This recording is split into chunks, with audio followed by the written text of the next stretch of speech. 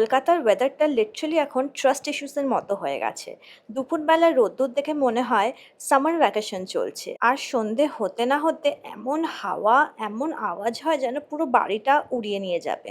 R by the way আমি যে কুর্তিটা পরেছি এটা আমি বোলপুর থেকে কিনেছিলাম যখন আমরা শান্তিনিকেতন গেছিলাম। এটা একটা লোকাল দোকান থেকে নিয়েছিলাম আর এটা মেবি 350 রুপিস মতো পড়েছিল। বাট অনেস্টলি এই টাইপের হালকা কটনের কমফর্ট অনলাইনে খুব কম পাওয়া যায়। এটা এত এয়ারি আর ব্রিদেবল, এই গরম ওয়েদারে লিটারালি পারফেক্ট। হ্যাঁ, যেটা বলছিলাম, এই কিছুদিন ধরে তাই আমরা সন্ধ্যেবেলা বেরোনো কমিয়ে দিয়েছিলাম। প্রথমে মনে হয় আচ্ছা ঠিক আছে, আজ না হয় বাইরে না গেলাম। তারপর দিনও সেম। তারপর আস্তে আস্তে বডিটা কমফর্টে এত অভ্যস্ত হয়ে যায় যে রেডি হয়ে যাওয়া একটা টাস্ক মনে হয়। আমি নোটিস করেছি মানুষ অ্যাকচুয়ালি একদিনে আইসোলেটেড হয়ে যায় না, এটা খুব স্লোলি হয়, ছোট ছোট এক্সকিউজ দিতে দিতে হয়। আজকেও ওয়েদার ওয়ার্নিং ছিল, ফোন খুলেই ওয়ার্নিং থান্ডারস্টর্ম এক্সপেক্টেড। আর অনেস্টলি স্কাইটাও একটু সাসপিশিয়াস লাগছিল, তাই আজকে আমি ডিসাইড করেছিলাম যা হয় হোক, আজকে আমি বেরোবো। বৃষ্টি হলে হবে, চুল নষ্ট হলে হবে, কিন্তু এবার বাড়ি থেকে বেরোতে হবে। আর আমাদের ফার্স্ট স্টপ অবভিয়াসলি মিষ্টির দোকান। এই দোকানের সিঙ্গারা লিটারালি আলাদা একটা ফ্যান বেস আছে। দুপুর 12টার মধ্যে লোকজন সিঙ্গারা কেনা স্টার্ট করে দেয়, আর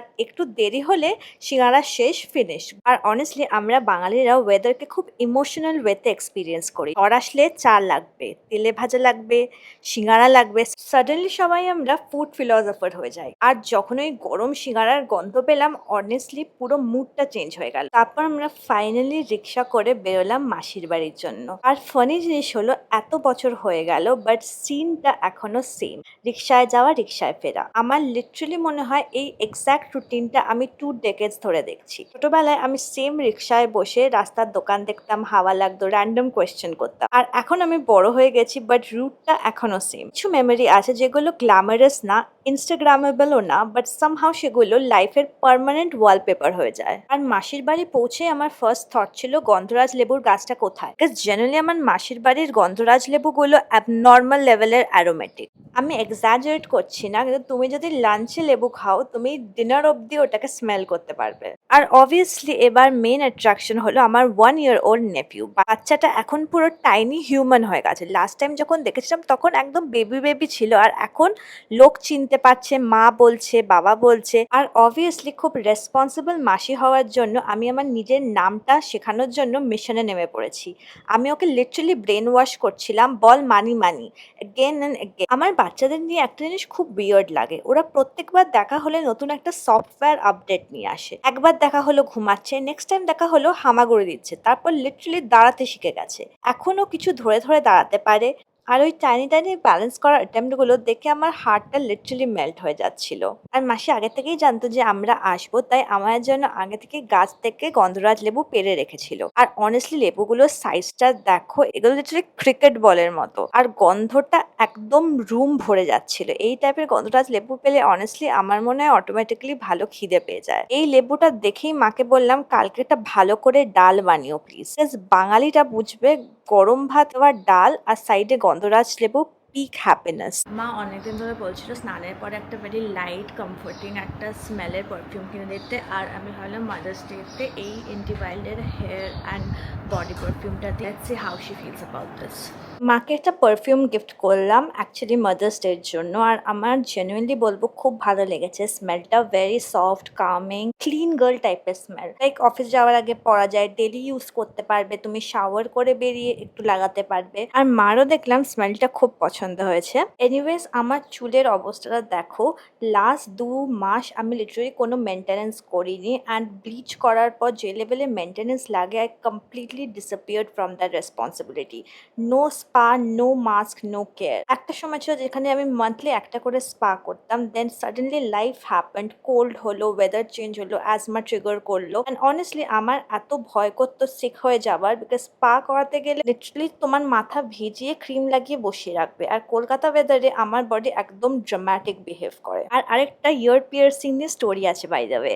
একবার হেয়ার কালার করতে গিয়ে শ্যাম্পুর ওয়াশের মধ্যে আমার গোল্ড ইয়ারিংটা হারিয়ে গেছিল, and everybody started checking the drain. আর অনেক খোঁজাখুঁজি করার পর আমার চুলের মধ্যেই পাওয়া গেল। ইয়ারিংটা কান থেকে খুলে আমার চুলের মধ্যে আটকে গেছিল। তারপরে আমি দোকানে গিয়ে আমি আমার সব ইয়ারিং গুলো টাইট করিয়ে দিয়েছিলাম। আজকে আসার আগে খুব ট্রাই করলাম ইয়ারিং গুলো খুলে আসার, বাট কিছুতেই সেই ইয়ারিং আর খুলছে না। আই নো কিছু মানুষ বলে hair is just just hair, but girls will understand sometimes damaged hair mentally exhausts you. Especially যদি তুমি already mentally exhaust থাকো। You start associating the rough ends with the rough phases. তখন suddenly haircutটা এত shallow মনে হয় না। It starts feeling emotional. Pinterest এ বসে inspo দেখছিলাম and I kept saving all those soft layered short hair photos. And deep down আমি একটু নার্ভাসও ছিলাম কারণ স্কুলের পরে শর্ট হেয়ার আমি আর রাখিনি। আমি কোনো fancy brown, copper, burgundy shade কিছুই করিনি। I just told them please আমার অরিজিনাল কালারের সাথে এই কালারটা ম্যাচ করে দাও। I just wanted one color hair, one version. কারণ ব্লিচ গ্রো আউট আর ন্যাচারাল হেয়ারের কন্ট্রাস্টটা আমার মেন্টালি খুব মেসি লাগছে। অনেস্টলি আমার ব্রেনও একটু সিম্পলিসিটি চায়।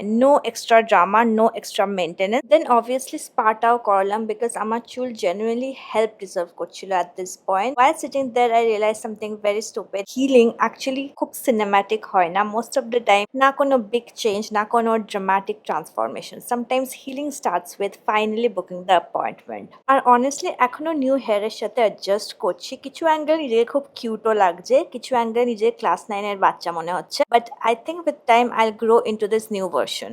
নেক্সট দিন মা বাইরে থেকে ফিরলো কমপ্লিটলি ড্রেস দেখে বুঝতেই পারছো। অ্যান্ড সামহাউ বেঙ্গলি মারা যখন বাইরে থেকে ফেরে তারা ইনস্ট্যান্টলি কিচেনে ঢুকে যায়। লিটারালি ব্যাগটা নামাতে না নামাতে ভাত বসিয়ে দিল। আমি জিজ্ঞেস করলাম এত তাড়াতাড়ি কি? Then she started showing me all this utensil she brought. I think second day থেকে স্লোলি ব্রেনটা অ্যাকসেপ্ট করতে শুরু করেছে নিউ হেয়ার স্টাইলটা। এই হেয়ার কাটটা স্লিক থাকলে কিউট লাগে, কিন্তু কলকাতার হিউমিডিটিতে এই হেয়ার স্টাইলটা পুরো পুফ হয়ে গিয়ে ইনস্ট্যান্টলি মাশরুমের মতো হয়ে যাচ্ছে। অ্যাপারেন্টলি একটা দোকান আছে যেখানে স্টিল লিটারেলি কিলো দরে বিক্রি হয়। ইমাজিন বাইং ইউটেন্সিলস লাইক আলু পেঁয়াজ। 1 কিলো ট্রাই প্লাই স্টিল হলো 800 টাকা। আর আমার মায়ের এক্সাইটমেন্ট দেখে মনে হচ্ছিল উনি স্টকে ইনভেস্ট করে এসেছেন। I think Bengali mothers have a very emotional relationship with kitchen utensils. আমাদের জেনারেশনে যেটা skin care, gadget, aesthetic room decor নিয়ে ফিল করি আমরা। আর এটা হলো আমার মায়ের ছোট্ট ইউটেন্সিল হল। আমার মা একটা ছোট্ট টি পাতিলা নিল, একটা রাউন্ড বোল, একটা বড় পাতিলা নিয়েছে and the way she was showing everything it was actually cute. আজকের ব্লগ এখানেই শেষ। ভালো লাগলে লাইক করো, কমেন্ট করে জানিও কেমন লাগলো। পরের একটা ব্লগে নতুন কিছু আনছি।